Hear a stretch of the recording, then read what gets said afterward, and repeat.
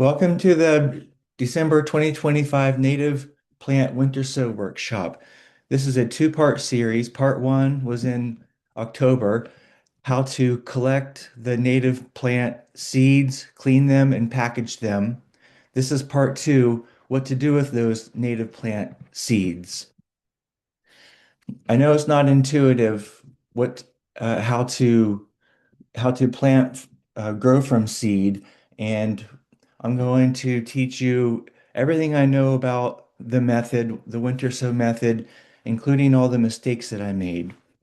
People get into native plants for different reasons. Some have a passion for the backyard birds. Some love butterflies.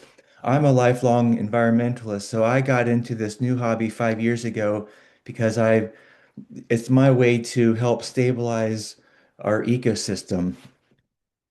So whatever your passion is, I'm glad you're here, and I'm glad you're participating in this Pay It Forward project. I hope that you grow these plants from seed,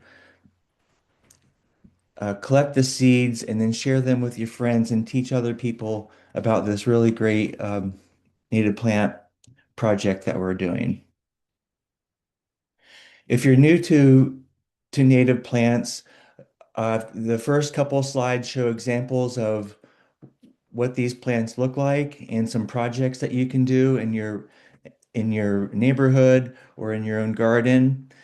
Then I'll teach you what I know about native plants and the differences between the non-native plants and the native ones, but it's also transferable to your herbs and vegetables. Um, all these examples that you see are plants native to New England, but it would also apply to whatever region of the world where you live. Most of the slides are the winter sow method, how to grow them from seed in a milk jug just like this, a mini greenhouse. And then the last slide is what to do with those seedlings in early June, how to transplant them to your garden. And lastly, seed distribution.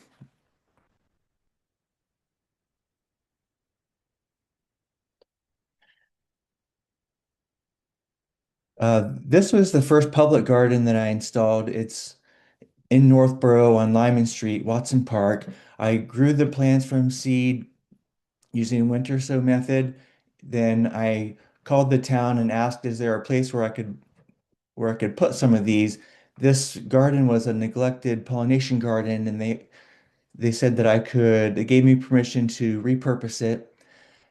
So I did a workshop just like this. We grew from seed. The community grew the plants from seed, and we transplanted here to Watson Park. This picture was 1 year later. We grew 42 plants and uh, installed this pollination garden. The goals were community outreach using these winter sow workshops, town beautification. We I used Dr. Jagir's plant list, who it's a research-based plant list for the at-risk bees, also native butterflies and other bees, and host plants for all the pollinators. Uh, when we put in a large garden like this, we're we need to feed the pollinators from spring till fall. And the rule of thumb is to always have two plants in bloom that are providing nectar and one plant in bloom that's providing pollen. The pollen is used for the bees to feed their baby bees, and the nectar is the energy, it's the sugar that the bees, butterflies, and moths feed on to give them energy. And it's important to have things in bloom all season from March to October. This garden actually won the New England Botanical Garden Community Greening Award in 2024. I always thought that the first year when you grow from seed that the plants are only establishing a root system and they would bloom the second year, but I was surprised that 60% of the plants installed here from the winter sow method bloomed that first year, and the rest of them bloomed the second year. Also, plants that bloom early, like wild lupin, and I also noticed foxglove beer tongue. All these, they if they're going to bloom in the spring, for sure they're not going to bloom that first year because they just don't have the root system developed yet. Then the next year, I presented again to Conservation Commission and asked if I could expand the pollination garden. This in the back of this picture, that was the pollination garden, and they gave me permission to take over the field, which is this whole space here was grass that gets mowed by the DPW at this park. They gave me permission to repurpose part of the field, and I made a meadow. The meadow plants are all 3 feet or shorter. All these plants are also in the pollination garden, but I did not include the tall plants from the pollination garden in the meadow because I didn't want them f- tall and floppy and shading out the neighbor. This was 1 year later, mostly grown from seed using winter sow method by the community. I also transplanted some from the pollination garden that needed thinned out to help get it established, and there were some plugs too.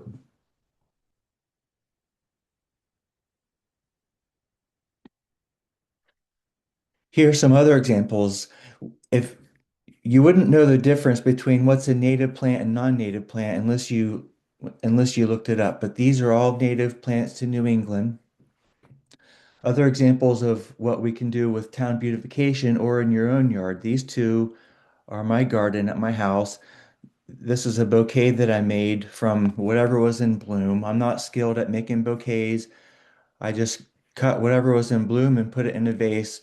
I could have done better.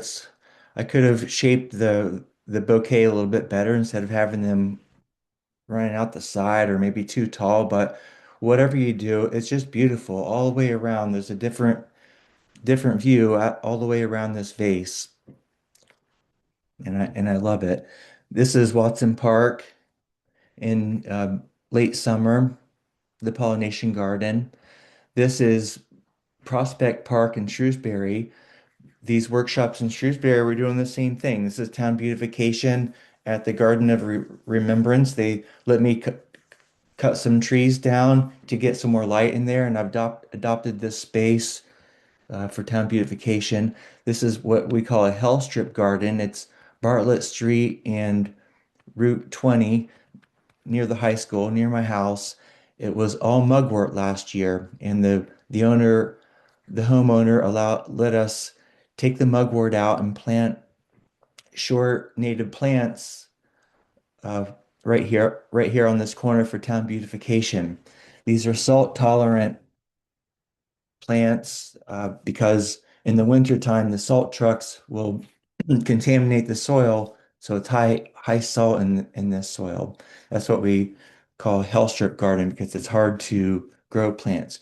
Most of the town beautification that we're doing now are right along the road in Northborough at Richdale's and Mobile Gas Station, and we've got some others planned for 2026 are all this style, short, right along on the sidewalk for town beautification.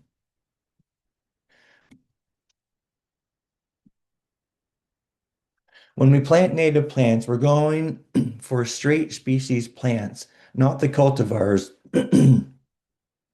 Our native pollinators, they co-evolved with these straight species plants.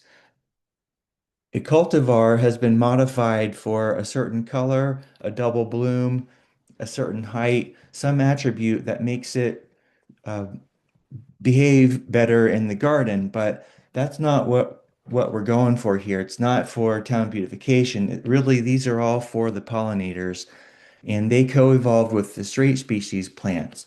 The the cultivars may be as beneficial, but when they get modified for sure the quality and quantity of the nectar and pollen are not better than the straight species plants.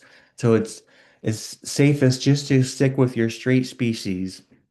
Also, sometimes the cultivars modify it so much that there is no nectar. So unless you understand that particular cultivar, it's just best to avoid those. And the way you know it is even if you're in the native plant section of the nursery, if the label has uh, the straight species name and also something else in quotes or parentheses, double delight, fire engine red, uh, these are that's how to identify if it's a cultivar plant. The non-native plants from Asia or Europe, they may be as beneficial, but they didn't co-evolve. So the pollen and nectar for here's an example, butterfly bush. Butterflies love it. So you know it's beneficial because they visit it, but it's not from here. So it's just best to stick with our native plants that these co-evolved with. There's a term, lose the flower, lose the bee, lose the bee, lose the flower. In some situations, we've got these specialist bees where that bee will only feed on that flower. And that flower, that's the only pollinator that can pollinate it. So there's a risk where if you lose that bee and you lose that flower, you lose both. A closed gentian is, I think it's one example of that specialist situation where the bumblebee is strong enough to wiggle its way into that flower. And I think it does it by vibrating its wings. And when it vibrates it allows it to open up and get in there. A honeybee is not native to the United States. So it doesn't have that, it doesn't have it's not strong enough to open the petals of that flower, and it can't vibrate them to get in there either.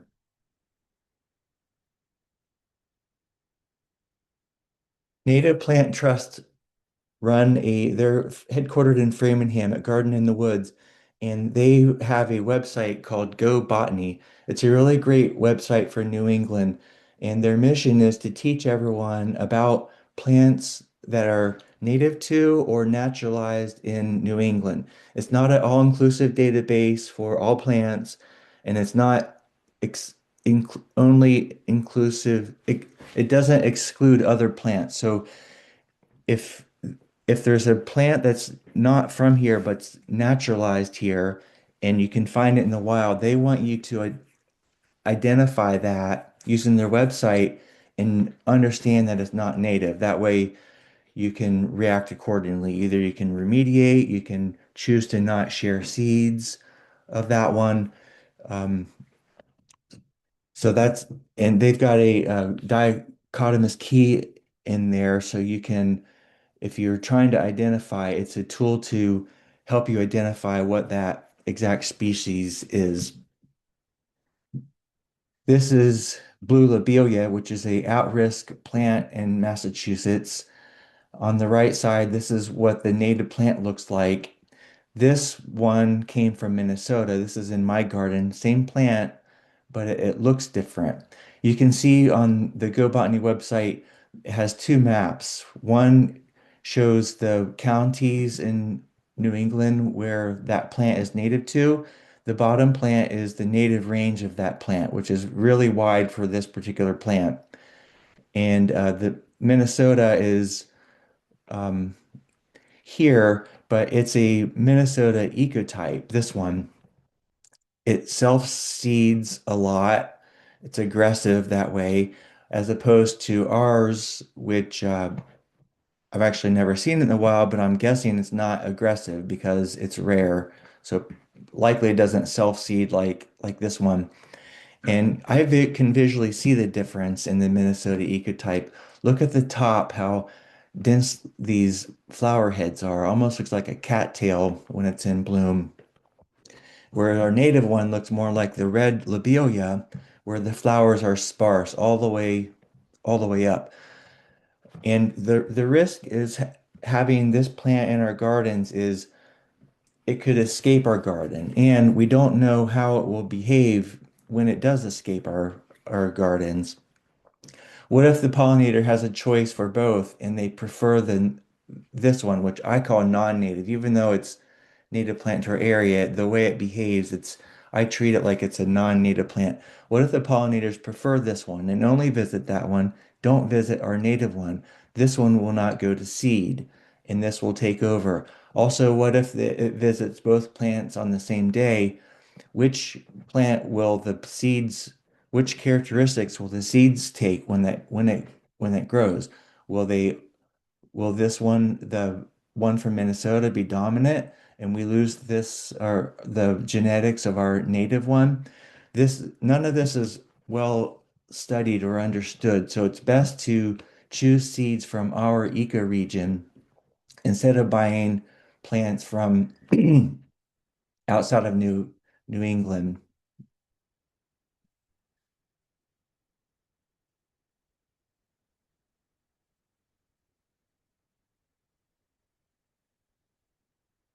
A lot of our native plants require cold stratification to germinate. Uh, Probably two-thirds of our plants have that. The rest don't. Grasses, bee balm, and some other examples, they don't need any cold stratification. You can sow them in April and they'll grow. But the majority of them have a germination inhibitor inside the seed. It's this molecule, ABA, and if that molecule is in the seed, it will not germinate. And this molecule will break down in during the cold stratification period in nature, and we're going to mimic this by making putting the seeds in a mini greenhouse as if it's out in nature. The cold and moist soil will break that molecule down. So when that happens in the winter, the seed embryo inside the seed will be able to swell up and germinate in the spring. The how many days that requires, whether it's 30 days, 60 days, 90 days, it's on the it's each seed is different. So when we grow these, we need to know how many cold, moist days it needs. Uh, this can be done artificially in the refrigerator by putting the seed in medium in a plastic bag and counting the days. So a C30, C means cold. There's also a thing called W, for example, W30. Some seeds need cold and warm. So the seed, the C tells you that that many cold days that it requires. And since you can do it in the refrigerator, which is about 35 degrees Fahrenheit, uh, I that tells me that it doesn't need oxygen, it doesn't need light, and it doesn't need any freeze thaw cycles. Uh, so when it's outside, it doesn't need warm, cold to be effective because you can do it in the refrigerator.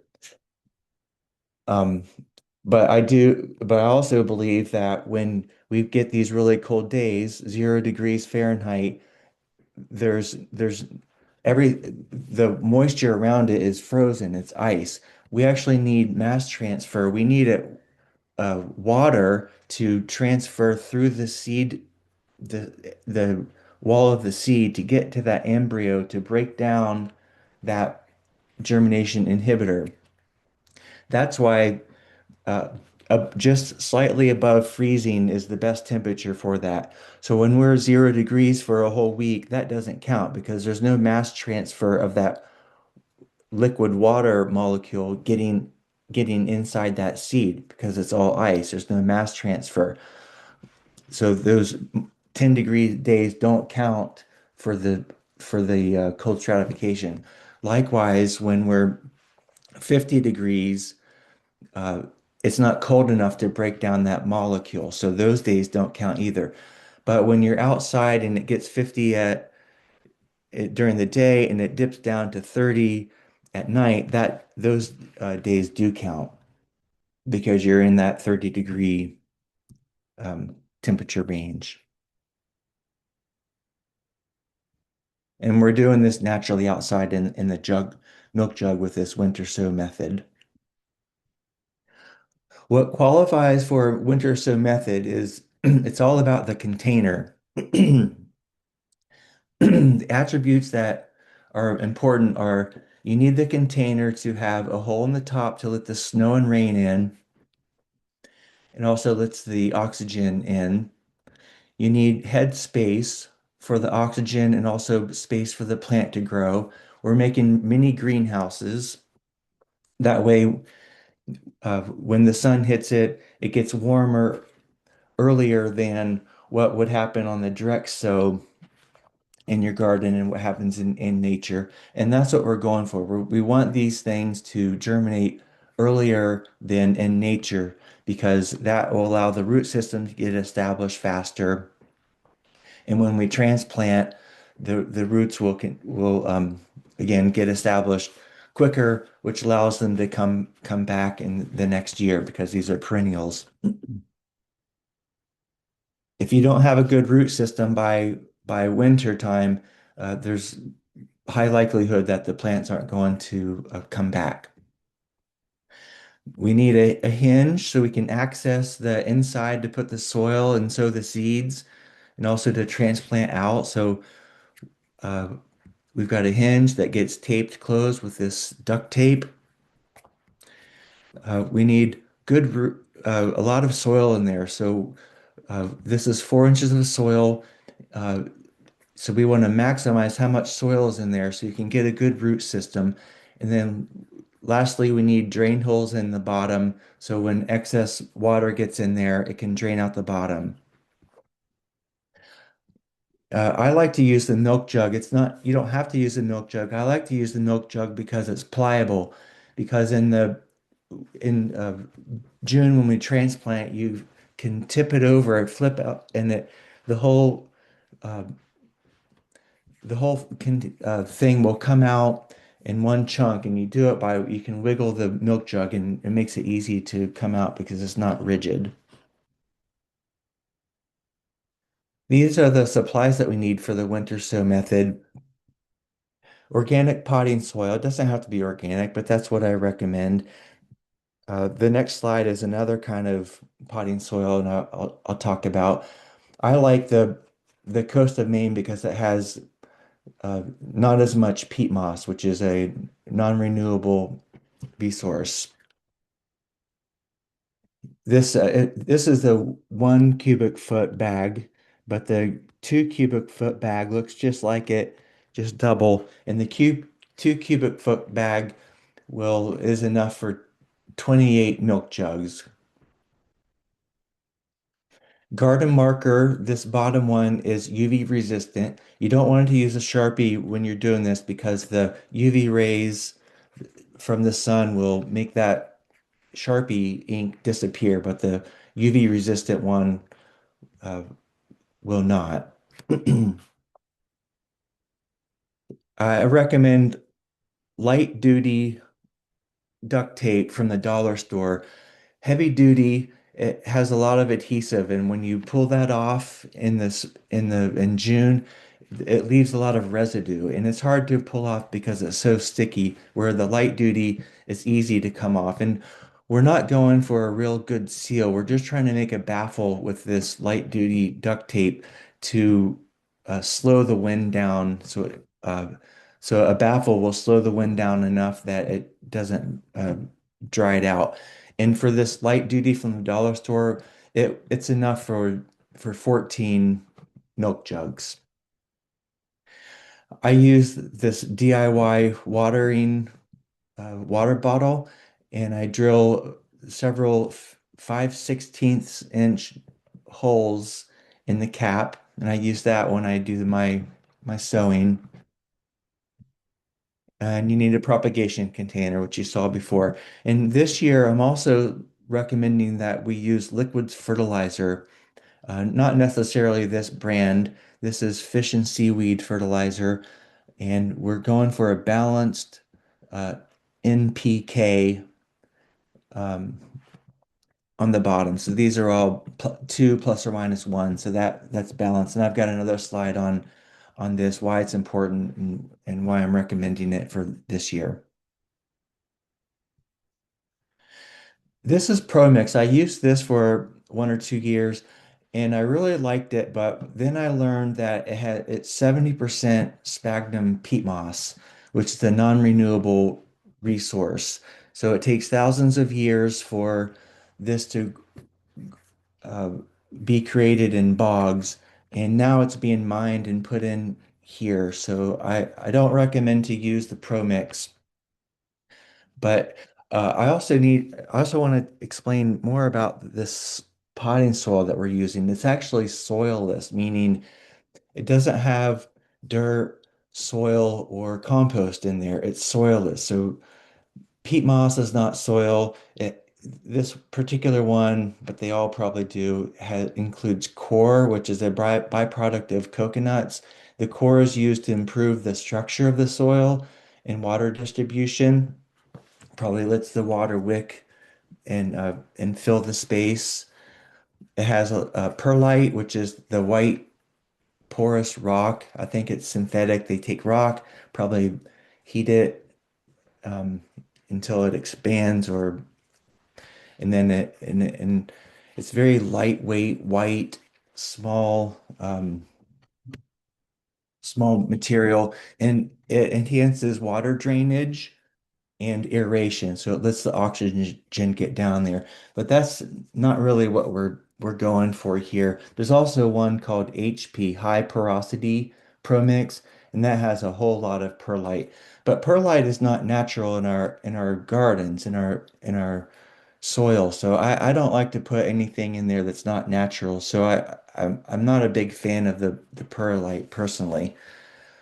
And th this one that I used was called MP, multi-purpose. I think now they've changed the name and it's called MPO. So the HP and the MPO are the choices for the perlite. And this this particular one includes mycorrhizae, which is a fungi, and uh, that's a good Uh, that's a good thing to have in there because it enhances the nutrients and water uptake and overall root and plant health. What it does is it's a fungi that extracts sugar from the root system when it's growing, and as a reaction, the root probably, I don't know, maybe panics and creates more roots. So that fungi extracts sugar and it forces the plant to make more roots, which is exactly what we want. We want that root system to develop as fast as we can. And because it has better roots, now it has the better nutrient intake and water intake. What I've What I've learned though is that fertilizer, oh, and also all of our potting soils have inherent fertilizer in there. They put fertilizer in there, that NPK, that's all in these soilless mixes. But the fertilizer is water soluble. So every time it rains or you water these, that fertilizer is dissolving and coming out the bottom. So if you're welcome to do your own search, but I did in this for this Pro Mix, it says the starter fertilizer lasts 2 to 4 weeks with a recommendation to start your own feeding program around 2 or 3 weeks after planting because it's going to rinse out. So they want you to fertilize uh, with your own feeding program. This bottom quote is about the Costa Maine that I'm recommending. It's designed for this is about the fertilizer, designed for general health and less watering, not intense feeding.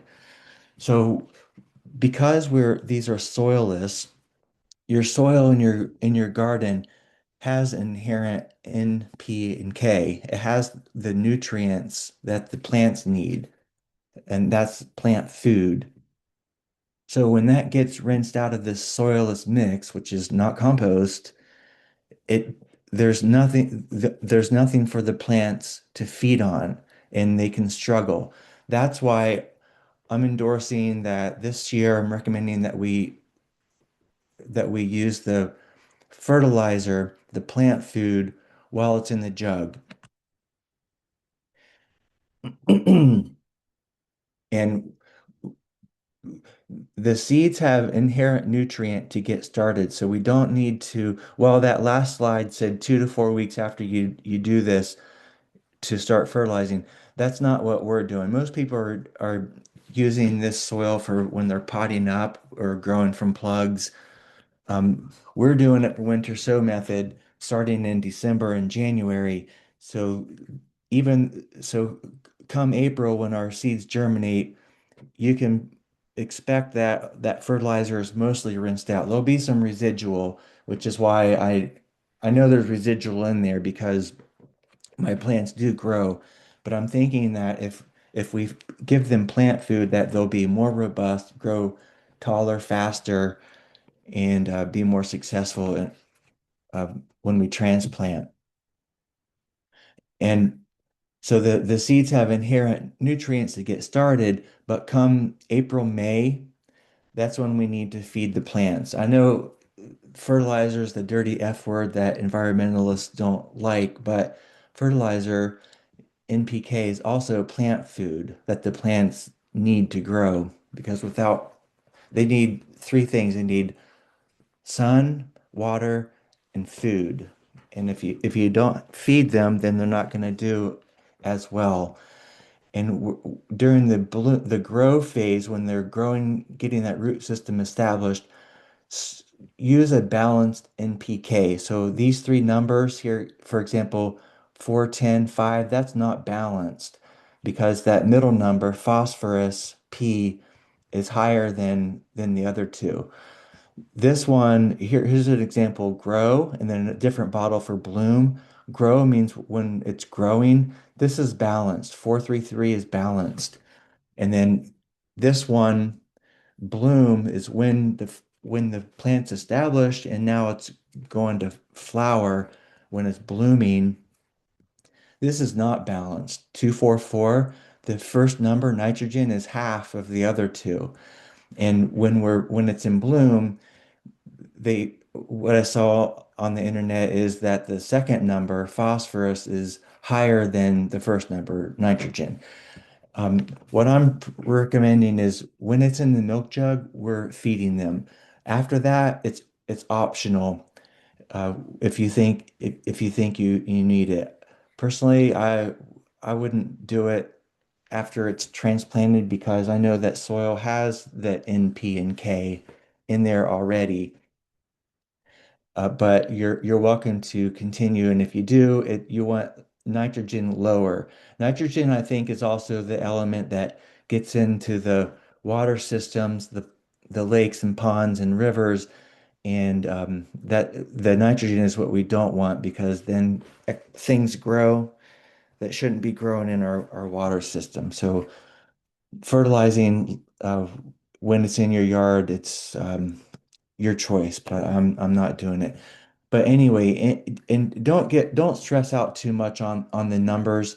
But I would say when it's in the jug, any fertilizer is better than no fertilizer. And we're going for liquid fertilizer because I worry that if we use that granular in the soil, that when the roots touch one of those granules, it might burn it and kill the plant. And I'm also when I do the liquid fertilizer for the first time this season, I'm probably doing it once every 2 weeks and half dose because the plants are small and I don't want to burn the roots. So I'm going half dose of whatever the bottle recommends.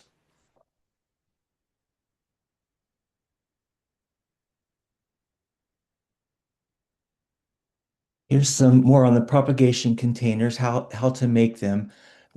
My workshops, you'll get as many of these containers as you want, and I've already created them.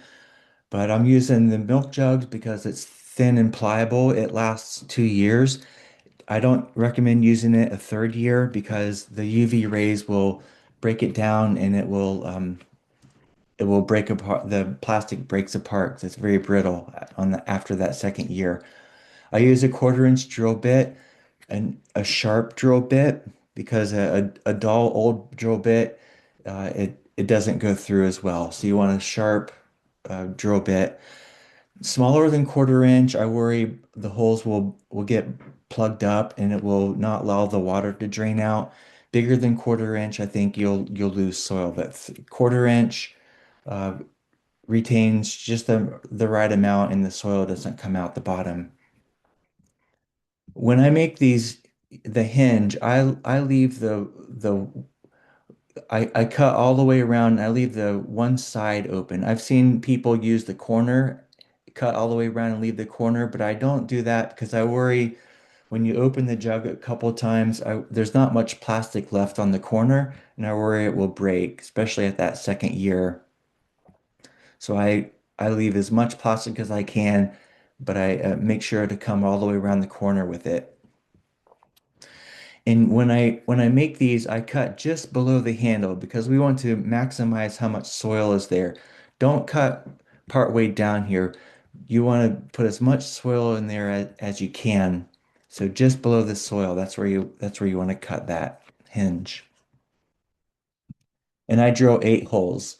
So two in each section. There are 4 sections to the bottom. I just do 2 holes in each section, 8 holes.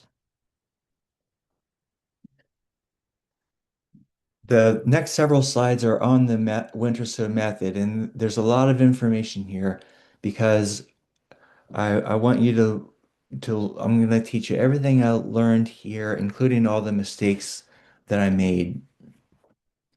When you get the envelopes, this is an example label, and what's on there is the botanical name, the common name, whether it's the annual or perennial, most are perennials. This is the sun requirements. Full means full sun, part means part sun, and a few of them also say shade. So if you have a shady part, you want to go for the shade ones. And then soil type, dry, medium, or wet. The sun and the soil type, it's not a hard and fast rule. For example, at Watson Park, I've got medium soil there, and I have dry plants right next to wet plants. So there's a range to it, and they're both happy. So a dry plant can usually do well in the medium, and a wet plant can usually also do well in the medium.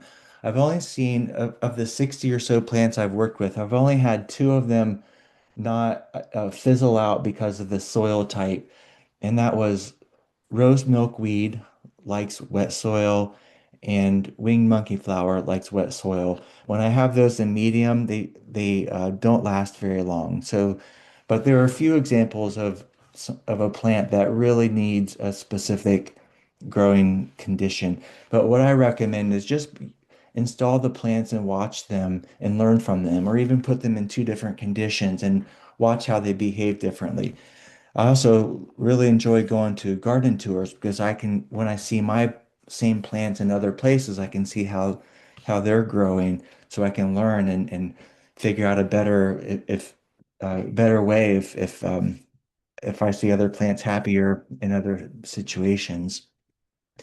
Then some of the labels have another line in here for some special thing about it. For example, a lot of these are dust-like, very small seeds, and those are surface sow. So if you see surface sow, that means when you sow them, you're just sprinkling them on the top and not covering them over because they're so small, they need to be on the top to germinate.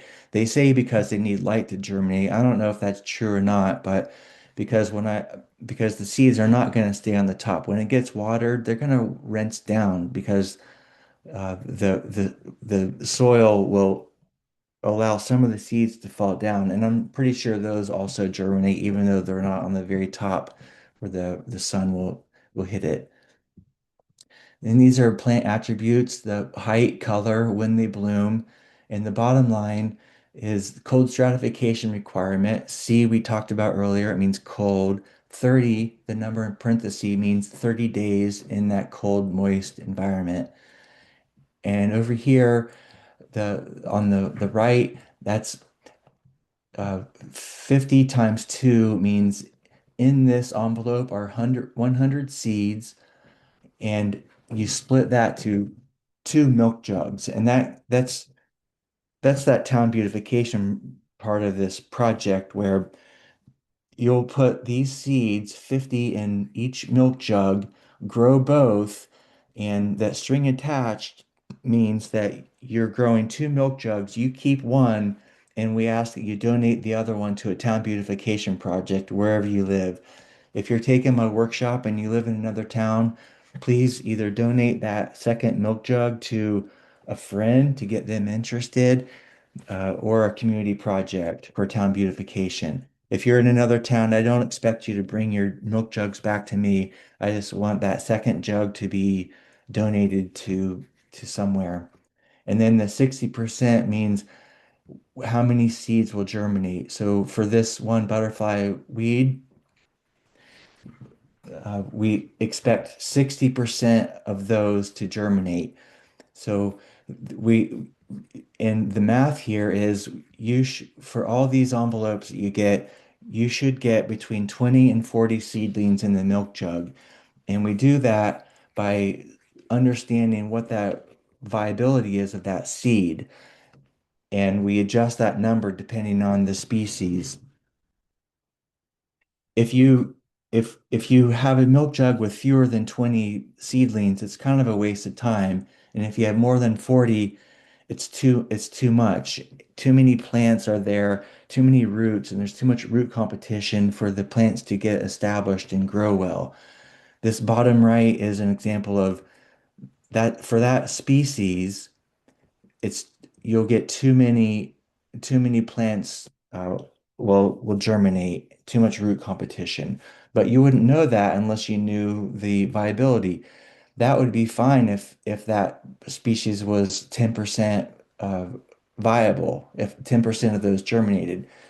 If it's 75% will germinate, it's too many. So I've studied that, and I that's why when I pack these envelopes, I know how many seeds to put in there to yield 20 to 40. And for the rose milkweed, that's about what we're looking for. And when we plant these, when we sow these, try to avoid the edge, because if it's right on the edge, it's a risk that it will rinse down the side of the milk jug, and it will be too far down to germinate and get up to the top. So favor the middle part. Also, when that germinates, the roots are gonna go down and need room to grow on all directions. And if it's right there on the edge, it can only grow inward and not all the way like 360. If your envelope doesn't say surface sow, then you also need to cover with, I'm thinking I'm jumping ahead a little bit, but if it doesn't say surface sow, you need to cover the seeds with some potting soil. If you're in a hurry like me, a lot of times I'll just take my fingers in the top and agitate around to mix it up, and then I pat that down. And that's some of those seeds are going to be too low, some are too high, but the rest are going to be just right. But honestly, I think all those are going to germinate. So there's not just one correct method to do this. And if you don't if you want to be more careful, then the other method I recommend is to get a handful of that same potting soil and take your hands and rub them together, and that will at least break up that media to smaller than what would happen if you just grabbed a hunk and sprinkled it on. So you're trying to break it up to have the very minimal amount of coverage on top of there. Some people say cover it with the thickness of the seed, but all these seeds are so small that you're just going to want to do a minimal amount.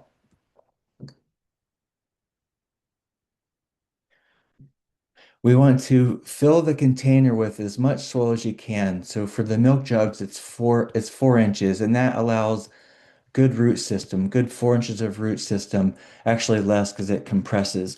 But when we fill it, you want to fill your jug, push it down, and then top it off with some more. So it's about an inch from the top. And if you don't compress it down, because there's going to be inherent air in there, all every time it rains on there, that soil is going to compress. And if you don't compress it yourself when you start, then you're going to get a situation like this where come spring, you're only going to have 2 inches of soil in there, and it's going to get root bound real fast like this. And to fix that, you've got to tip it out, add more soil, which I did here, and then tease that apart so those roots are ready to grow again, and then put it back on top. So no one wants to do that because it's just extra work that rework that you don't need to do. So start with the right amount of soil from the beginning to avoid having to do that. So when you put the soil and compress it, and then top it off, you want to water that soil before you put the seeds in. If it's dripping out the bottom, that's too much. So you just want to make it moist and not soaking wet. Then surface sow those top seeds. And if it doesn't say surface sow, then put your seeds on and then cover with that thin layer of soil that we talked about earlier. And seeds have inherent nutrients in there to allow them to get started. So you don't need to fertilize then. But if you are going to do a feeding program, you want to do that probably starting in May, every other week, once the seedlings have germinated.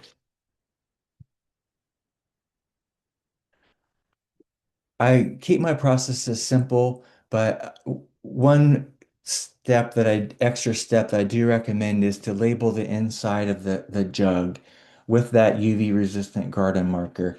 I like to use yogurt containers for this. I wash it and then cut strips. And the strips that I cut are nice and tall, so I tuck them in the side, and they're not short that are going to get lost down there. And you want to push them all the way down the edge of the container so it doesn't block any light. And also, and two reasons I recommend it is one, if you forget to label the outside, at least it's labeled on the inside. And when you transplant in June, you can use that as your initial plant marker so you know what you put there. I just put the common name on mine. You don't need to put too much information. Some people uh, add the botanical name, the date they did it, how many seeds, common name. I just put the common name. I don't even put the date on there anymore, like this one. Then you want to label the outside, and with these garden markers, if if it gets wet, you're done for the day. It will block up that ink flow, so you can't. I don't know if it's hydrophobic, that ink, but you won't be able to use that garden marker again the rest of the day if you get it wet. So it's good to label the outside before you do any watering, and you don't want to label too close to the hinge because the duct tape's coming on next and it will block the name. I like to sometimes I label the top two because if I label the top and it's closed, I can have all my jugs there and see what it is from looking at the top of the jug, and I don't have to look at the side of it. And when I have all these together, you can't see the side on most of them anyway. And once you put the seeds in there, you want to pat it down and then gently water uh, uh, that because we need good soil to seed contact because that's what's going to allow that mass transfer of that water to get in that seed. And you do that by packing it down to get that air out. And then I've got a stop sign here because there's a lot to remember. The stop sign, and I'm hoping you channel my voice when you're doing this at home. Did you remember to label the inside and water gently the top before you um, closed it and put the duct tape on there? Then you want to tape it closed with that light duty duct tape, not the clear packaging tape, not heavy duty duct tape, that cheap dollar store light duty duct tape because when you go to take it off in June, it doesn't leave residue and it peels off easily. And the heavy duty will stick better, but that's not what we're going for. We're just going for a baffle to slow the air down. This was not planned, but here's an example that I forgot to tape closed. And you can see the one that I did tape closed, the moisture stayed in there. You can see the um, the condensate on the inside of that jug, where this one, just that little bit of wind going across there dried it out. So that's what we're going for. It also keeps the critters out in case a mouse or a chipmunk wants to get in there to find some food. Um, so, and you want to put this in full or part sun. Under a tree is great because that's dappled sunlight coming down. You don't want to put it under a roof line because you need that snow and rain to get in there.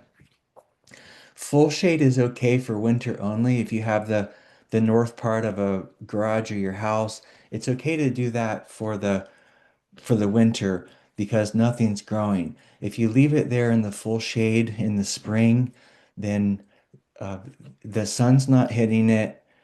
Uh, and what I found when I did that is that it grew moss because the sun has a bleaching effect and it kept that moss from growing. And when that moss grew, I had poor germination in those milk jugs. So you come spring, you want it in either full sun or part sun. It also will help with that greenhouse effect because we want the when it warms up, that's when the seed knows it's springtime and ready to germinate, and makes that greenhouse effect if it gets the sun.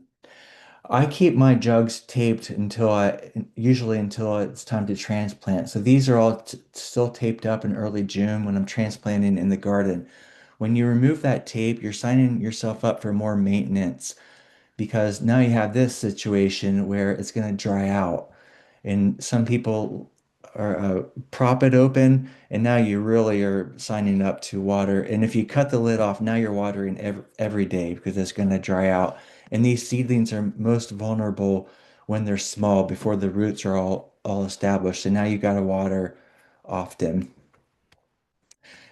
You can pick up one jug and that would be representative of the rest. And if it's lightweight, that's when you know it's time to water. But you don't have to water too often because we in the spring it's not too hot out, so the water's not going to evaporate too quickly. And we get rain or snow about once every week or two. And since it's not hot enough to make it evaporate fast, it's usually plenty of moisture in there until it's time to transplant in early June.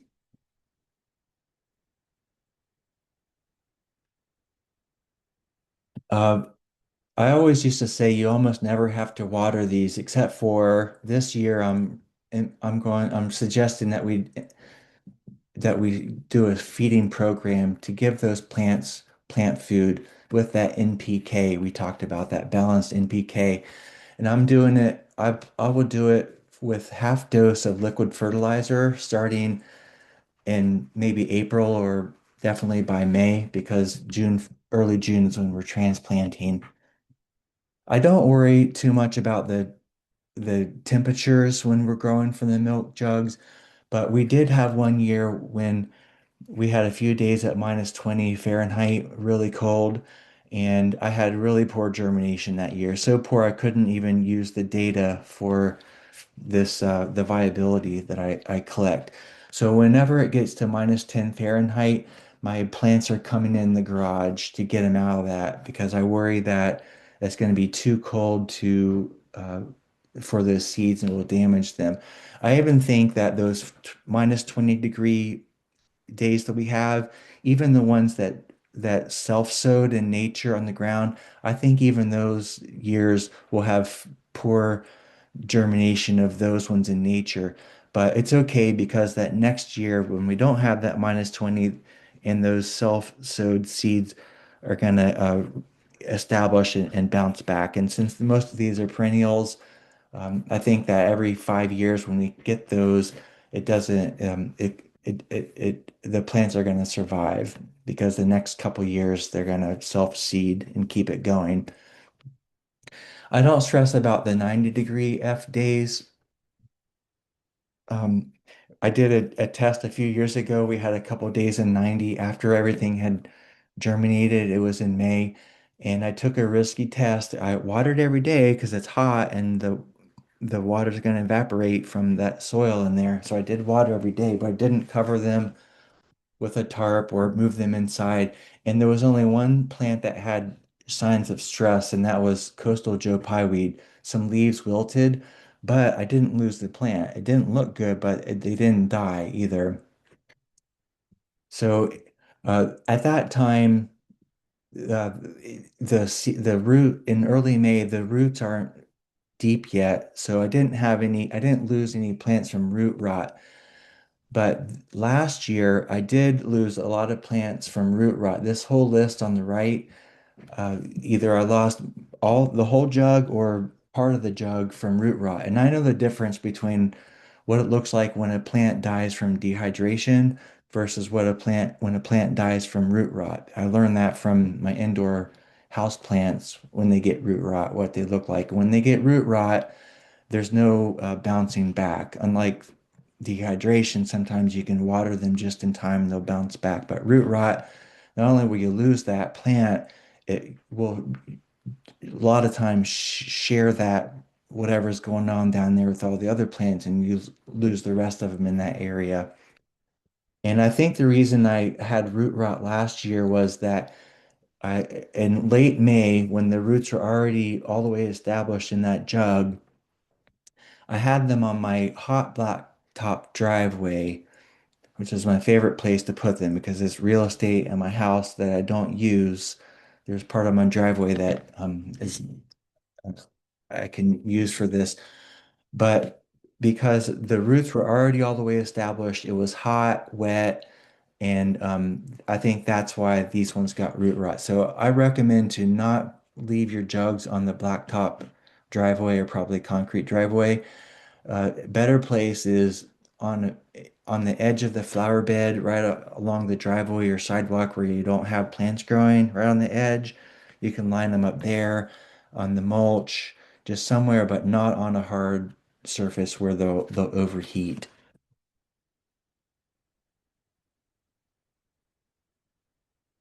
Some people like to vent their jugs. I don't recommend doing this, but if you do want to vent it, you can put a stick on the hinge or flip the lid all the way up and put a rock or a stick there and will keep them open. Here's another example of how the soil will compress through the winter. So I probably could have used more soil in there to allow the roots to go deeper in the jug. Uh, can reuse the milk jug a second year. I keep a toilet brush in my garage, and with a bucket of rainwater that I collect, I just rinse it out real quick to get the loose stuff out, and then I let that dry and I use them a second year. You don't have to rinse them out, but it's up to you if you want to, what kind of risk you want to take. I think it's better to rinse it out just to kill anything bad that might be growing in there. You don't want to transplant too early. You want a good root system, but if you do need to transplant early, then you just make sure you water it often because if the root's just an inch deep, that top layer of the soil in your garden is going to dry out and they'll dehydrate and could easily die. But the rule of thumb is two sets of leaves. So if you look at this jug here, it looks like one set of leaves on these stems. But as it grows taller, you get a second set above that, and that means two sets of leaves in a good root system.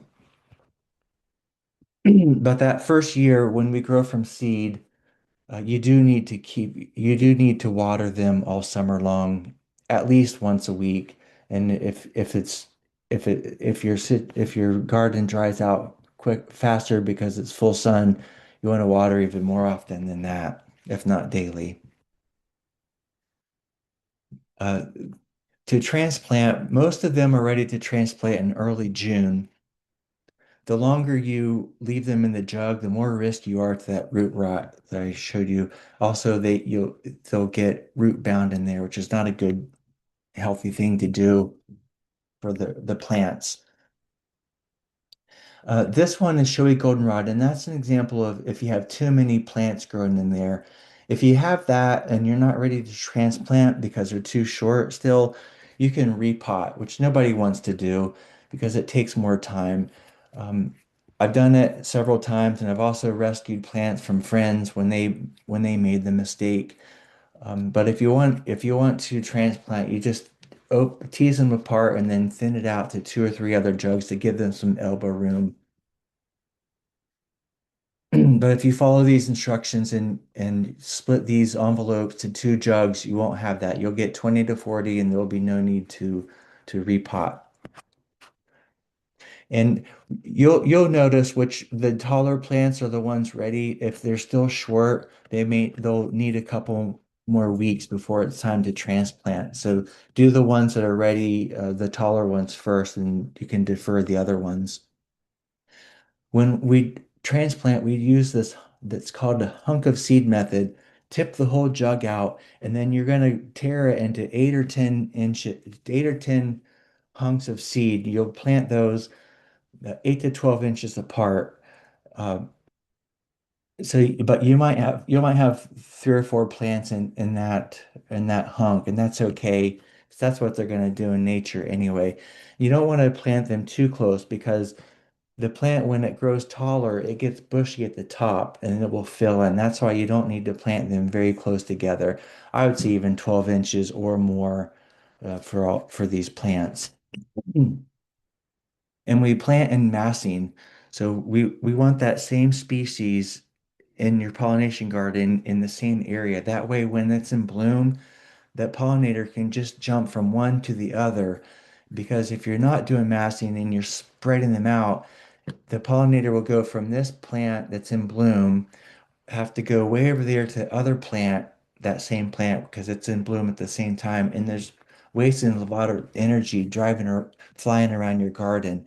So it's best to keep them so they conserve their energy to have your plants in the same area.